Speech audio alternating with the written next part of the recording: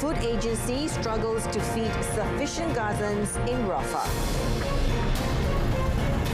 Philippines faces growing Chinese pressure in waters off its coastline.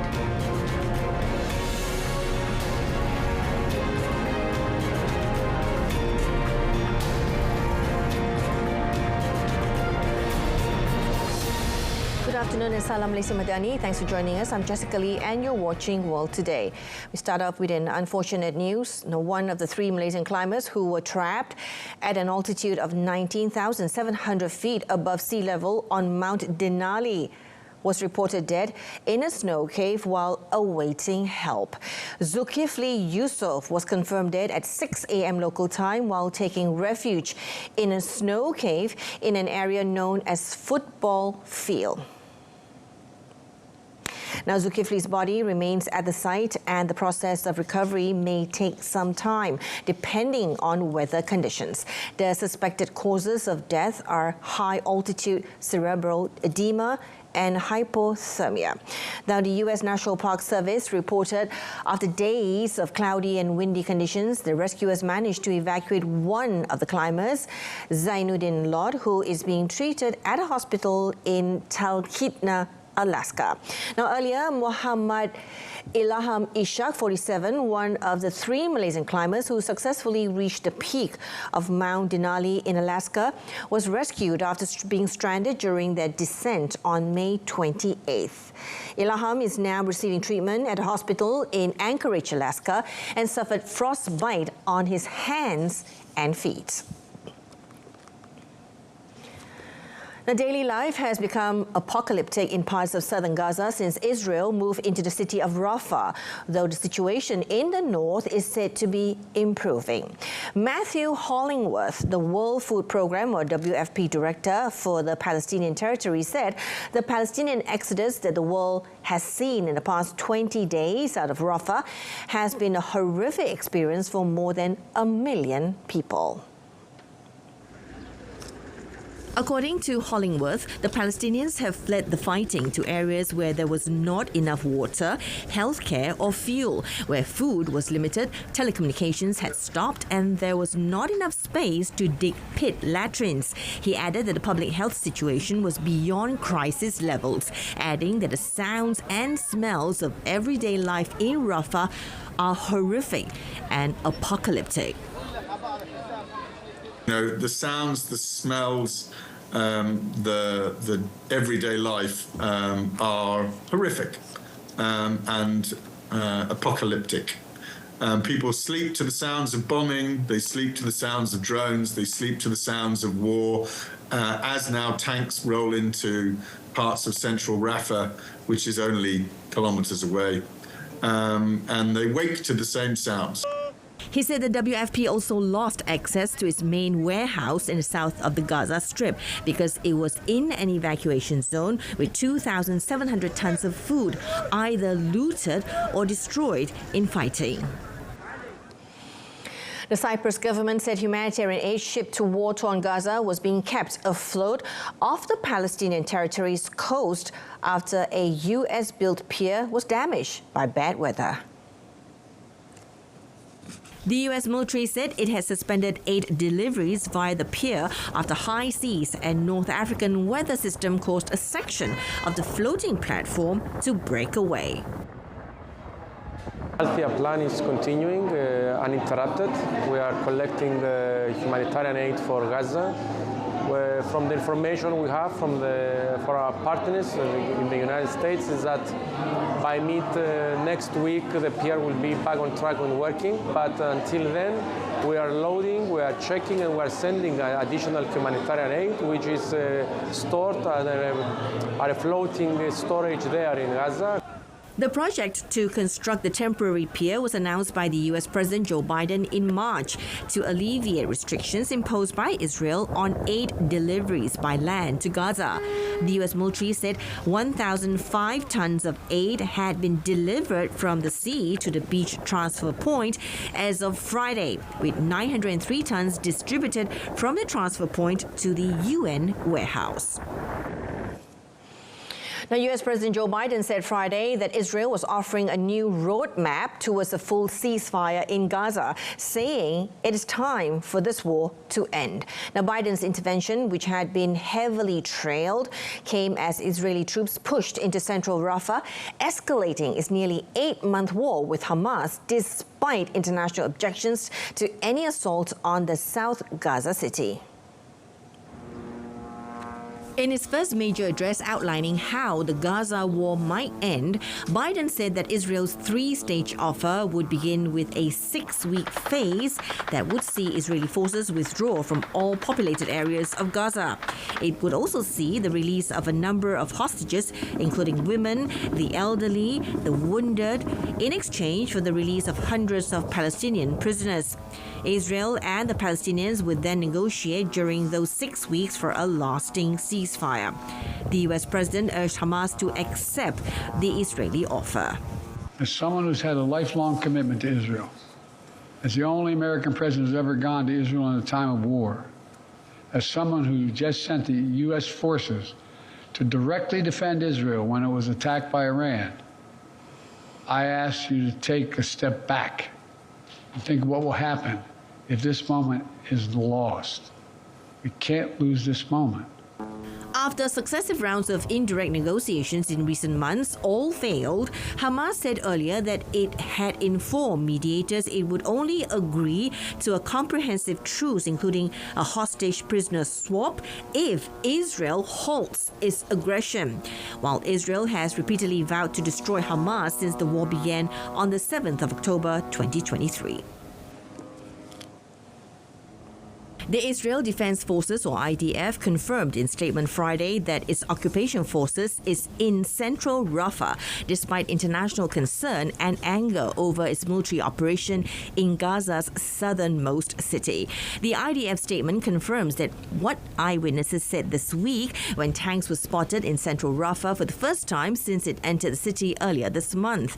On Wednesday, the Israeli military claimed it had established operational control over the Philadelphia corridor, a 14-kilometer buffer zone on the Palestinian side of the Egypt-Gaza border. Palestinian telecommunication companies Jawal said in a statement access to cell phone services in Rafah was interrupted due to the ongoing Israeli offensive. According to health officials in the enclave, Israel's incursion into Rafah earlier in May marked a new phase in its war against Hamas in Gaza, which has killed more than 36,000 Palestinians, displaced the majority of the Strip's population, and sparked a humanitarian catastrophe that has appalled international agencies. Meanwhile, France authorities have banned Israeli defense firms from exhibiting at a trade show next month near Paris. Organizers Koges Events said by decision of the government authorities, there would be no stand for the Israeli defense industry at the Eurosatory 2024 fair. 74 Israeli firms had been set to be represented at the event from the 17th to the 21st of June at fairgrounds close to Paris's main international airport, with Koges previously saying around 10 of them were to exhibit weapons. The incident comes days after the Israeli bombing of a camp for the displaced in the Gaza Strip sparked international outrage and protests in France. The air raids killed at least 45 people in the town of Rafah in the night of Sunday to Monday in the south of the besieged territory. A group of activists last week in a legal warning urges Koges to take measures to avoid the buying and selling of weapons that could be used in crimes committed in Gaza or other parts of the occupied Palestinian territories.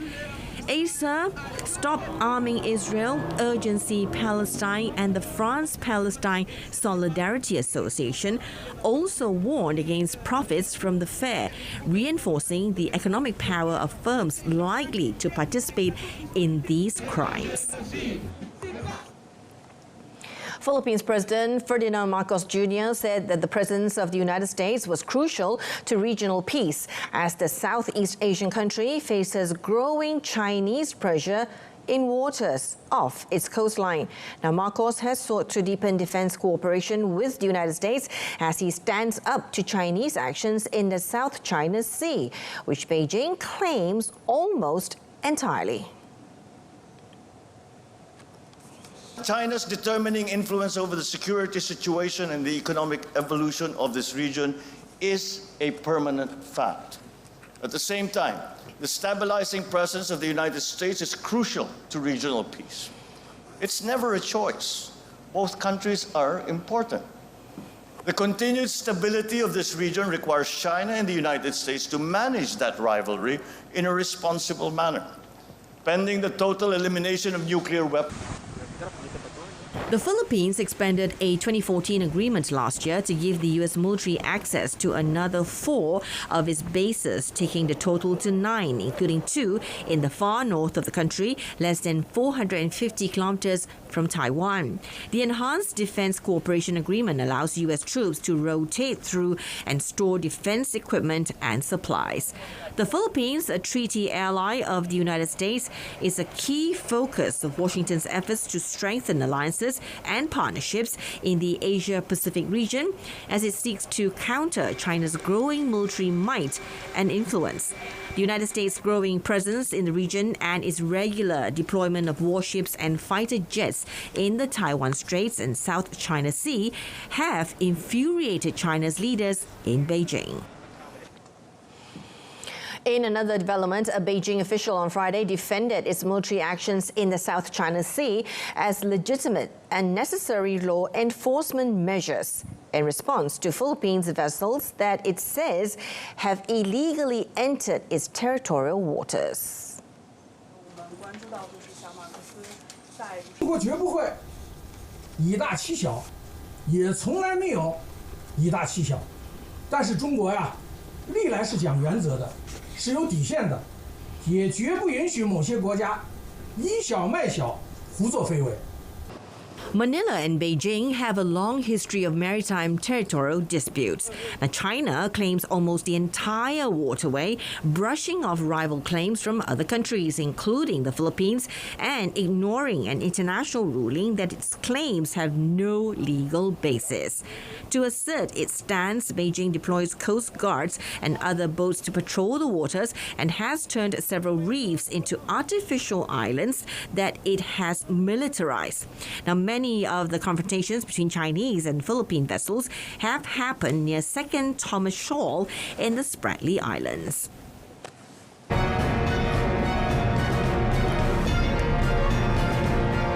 Coming up next, India heat wave kills at least 33, including election officials.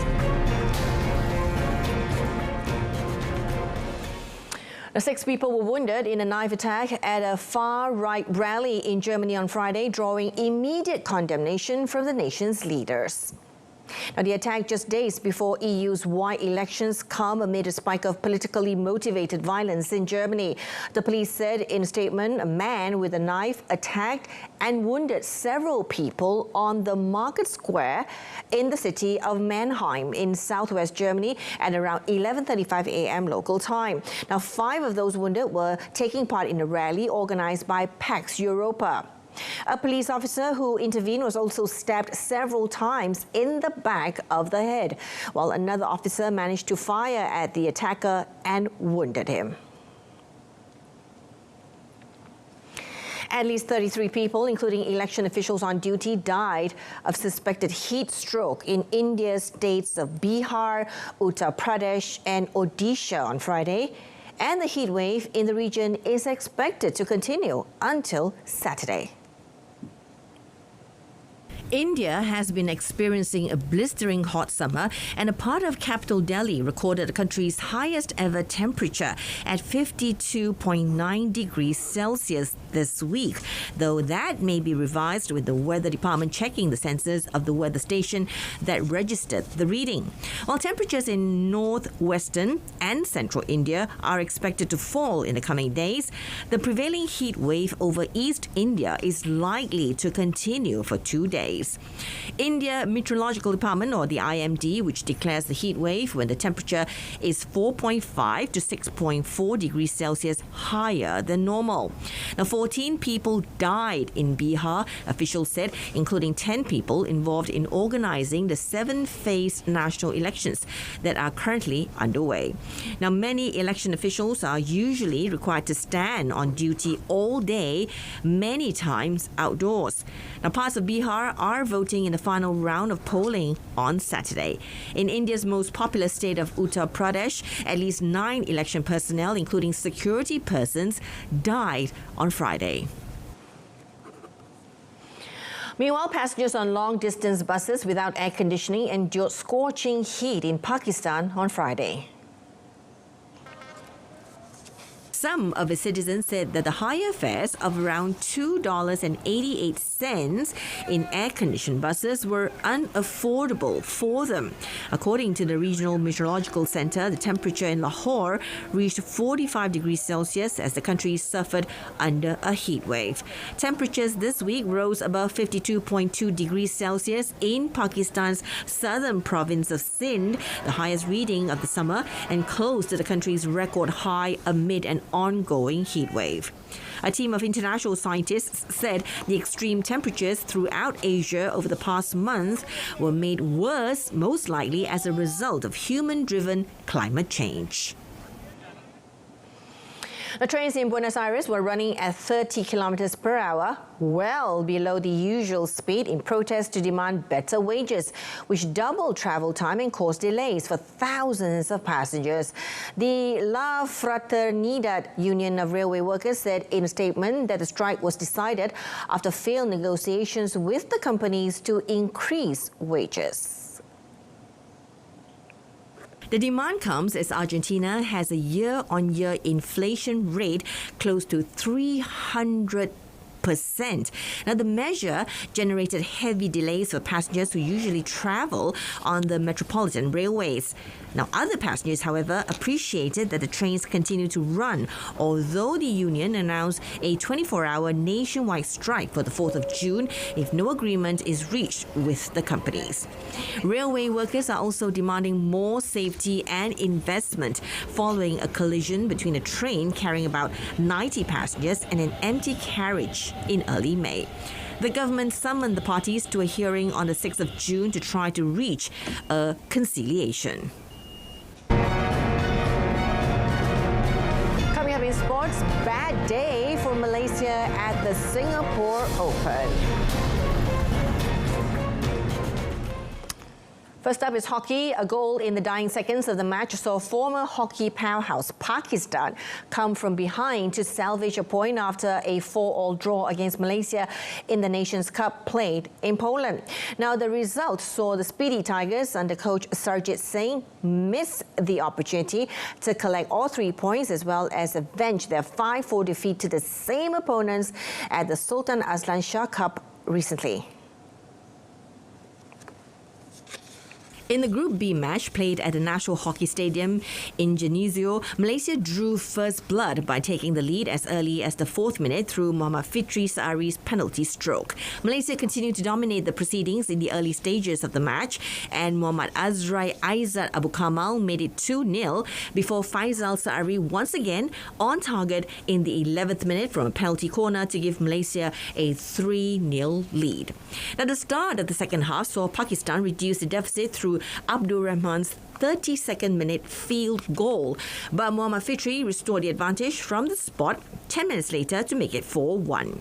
Pakistan, however, fought back to level the tie at 4-4 through Sufyan Muhammad Khan, Abdul Hanan Sahid and Abu Mahmud, who struck in the 43rd, 52nd and 60th minutes to share the spoils. Now, Malaysia will next face France on Sunday and Canada on Wednesday to complete their Group B fixtures.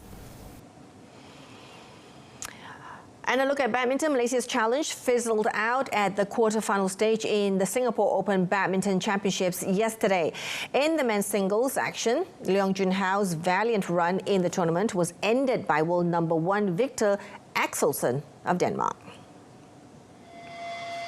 Junhao could not replicate the performance that saw him upset double defending champion Anthony Ginting of Indonesia, allowing Axelsen to secure a convincing 21-12, 21-11 victory. Axelsen will play against Li Shifeng in the semi-finals after Shifeng ended Singaporean badminton star Loh Kean Yew's valiant run in the quarterfinals. In the men's doubles, it was a revenge match that fizzled out as national men's pair Goh Zifei Izzuddin Rumsani were once again beaten by China's He Jiting Ren Xiangyu, falling in the quarterfinals. Now, world number 14, Zifei and Izzuddin matched world number 10, Jiting Xiangyu point for point in the deciding game, but a series of unforced errors during the crucial stages cost them dearly, leading to a 21-16, 9-21, 21-17 defeat. Now also ousted were the national top mixed pair Chen Tangjie and Cho Yiwei. The world number 9 went down fighting to South Korea's world champions Seo Seung-jae, Choi Yoo-jung, losing 21-14, 21-18. Tang Jie-Yiwei looked set to force a decider at one point, but they had only themselves to blame after blowing a 15-9 lead in the second game and ultimately losing the match.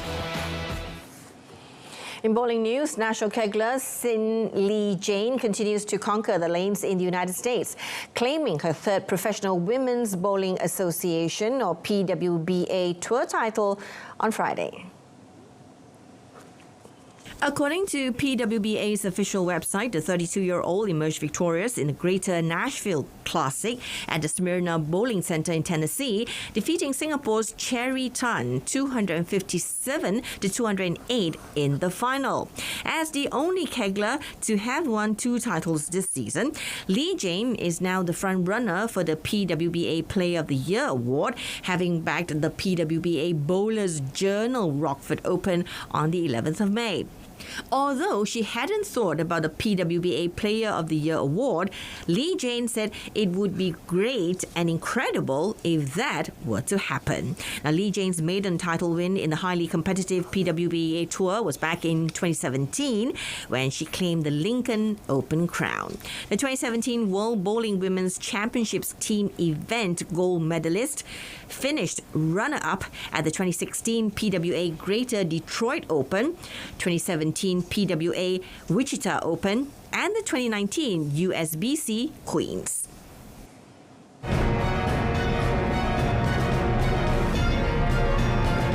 Up next in our offbeat segment, Egypt unveils renovation of 14th century Maridani Mosque.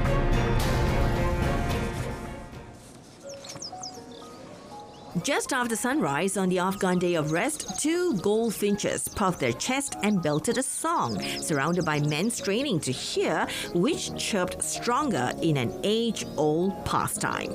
Now, every Friday, weather permitting, hundreds gather on the derelict basketball court in West Kabul, pitching pet birds against each other in a test of tweets and trills.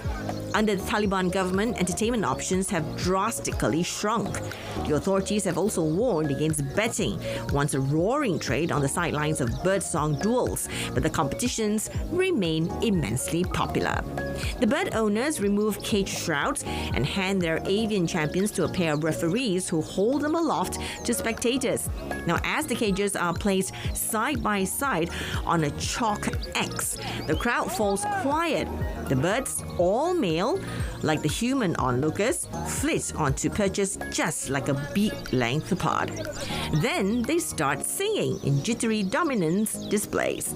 The rules are simple. The first to stop loses. An umpire counts the silenced bird to 10, like a boxing referee after a knockout, and the winner is declared. The Afghan obsession with birds runs deep, with bird-related hobbies enjoyed across ages, ethnic groups, and regions. The capital is built around a bustling, tumble-down bird market, and when invited into a home for tea, it is common for polite conversation to be overlaid by the chatter of songbirds. Egypt's Supreme Council of Antiquities held a ceremony on Tuesday to mark the completion of multi-year renovations to the grand 14th century mosque of Al-Tunbuga Al-Maridani in historic Cairo. Al-Maridani, chief of police and married to a daughter of the powerful Mamluk Sultan Al-Nasir Muhammad, built the mosque in 1338 to 1340 AD on Al-Darb Al-Ahmar Street, a thoroughfare connecting Cairo's citadel to the walled city's southern gate. The mosque's main entrance is decorated in ornate inscriptions and fine marble. Its columns were salvaged at the time of construction from older buildings. The mosque's exterior and minaret were renovated in a first phase begun in 2018 and completed in 2021, while the later 18-month second phase focused on the interior. فالمسجد هنا يعتبر بيمثل أهمية معمارية كبرى في تطور العمارة الإسلامية، وحقيقة يعتبر مزار سياحي مهم جدا، خاصة إنه يدخل ضمن المسار السياحي الموجود اللي هو اللي تبنته مؤسسة الأغا خان بالتنسيق مع المجلس الأعلى للآثار، وبدأ في حيز التنفيذ فعلا. والمسار السياحي بدأ من أول طرباي الشريف انتهاء حتى ينتهي عند باب زويلة أو عند مسجد الصالح طلائع. The mosque had been heavily renovated between 1895 and 1903. In an attempt to boost their image, Thailand's Central Investigation Bureau, or the CIB, summoned 96 police officers to fight each other in a full-contact mixed martial arts tournament. Khaki-clad Thai cops threw bone-crunching right hooks, wrestled and launched devastating sweeping kicks at each other in a brutal tournament on Tuesday aimed at punching up their public image. The bout was followed by a recent opinion poll that showed only a little more than 10% of the public had confidence in the Royal Thai Police. Hence, the cops' combat competition was organized at Raja Damnern Stadium. The contest involved contestants fighting in 3-minute bouts using full-contact fighting styles from Thai kickboxing to Japanese jiu-jitsu. The winners get a 5,000 baht or $136 prize and the honor of subduing their opponent, according to Ratawujam Sripong, the deputy commander of the police training center and one of the main organizers. Now, Thailand is known for its traditional kickboxing sport, Muay Thai, where fighters use everything from fists to elbows, shins, and knees to overcome their opponents. And that concludes today's edition of World Today. In our top story, UN Food Agency struggles to feed sufficient Gazans in Rafah. I'm Jessica Lee. From the river to the sea, Palestine will be free. Thank you for watching and have a lovely Saturday.